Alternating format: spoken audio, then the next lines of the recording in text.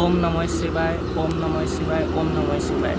আজি আছোঁ সোণাইপাৰ শংকৰধাম মন্দিৰত আৰু এয়া দেখিছে সোণাই নদী।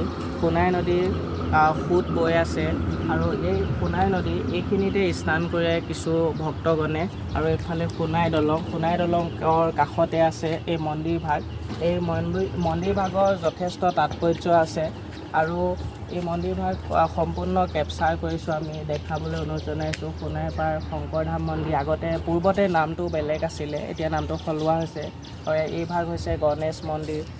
যথেষ্ট মহাত্ম্য আছে আৰু আধ্যাত্মিক ভাৱ ইয়াত জাগ্ৰত হয় নিশ্চিতভাৱে। আৰু এই সোণাইপাৰ শংকৰধামৰ ইতিহাস আছে বহু পুৰণি আৰু ইয়াতে ভক্তগণে প্ৰথমতে সিফালে এখন বাঁহেৰে নিৰ্মিত মন্দিৰ আছিলে, লাষ্টত গৈ এইখিনি পৰ্যায় পাইছেগৈ। আৰু ইতিহাসটো হৈছে শংকৰদেৱৰ নাতি বোৱাৰী আই লক্ষ্মীয়ে ইয়াতে স্নান কৰি বৰদোৱালৈ গৈছিলে। সেই ইতিহাস বৰ্তমানেও কিছুমানে নাজানে, সেইকাৰণে জনাই দিছোঁ। আৰু গাঁৱৰ বিভিন্ন ডেকাচাম বিভিন্ন লোকে মিলি যথেষ্ট কষ্ট কৰি এই থানখন বৰ্তমানৰ ৰূপ দিছে। বৰ্তমান যি জাকত জিলিকা পৰিৱেশ হৈছে, এইখিনি যথেষ্ট কষ্ট কৰি পেলাই হৈছে।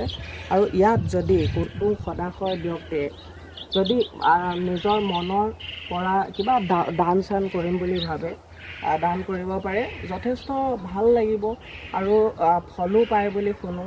গতিকে কোনোবাই যদি সদাশয় ব্যক্তিয়ে কৰিব বিচাৰে তেতিয়াহ'লে কৰিব পাৰিব, তাত কোনো অসুবিধা নাই।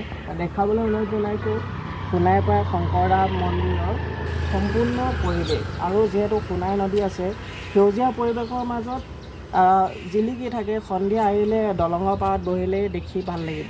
এইখিনিয়ে ক'লোঁ, ধন্যবাদ।